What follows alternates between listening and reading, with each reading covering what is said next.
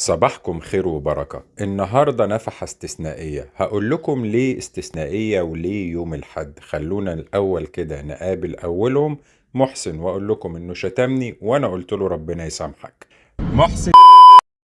ربنا يسامحك يا معلم. وهنتجمع كلنا علشان نستلم 150 وجبة اللي اتفقنا عليهم. 150 قلنا نخلصهم من 200 علشان نعمل عصاير ومية جنبهم، فيكون شكلنا شيك كده ومنظم، لأن دول أهالينا برضو مهما كان.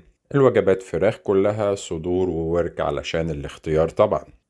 استثنائية لأن اللي بياكل 3 مرات في اليوم مش مرة واحدة في الأسبوع، فبنحاول نزود الوجبات ونزود عدد الأيام على قد ما نقدر.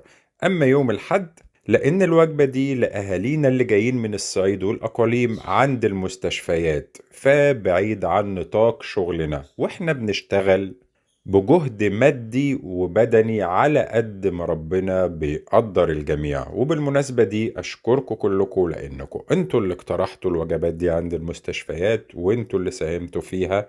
كله من خير ربنا وكرمه، وبعدهم فضل أصحاب المطبخ الكرام. أشوفكم دايما على خير. دمتم أصحاب اليد العليا، دمتم كوكب الرجال المحترمين.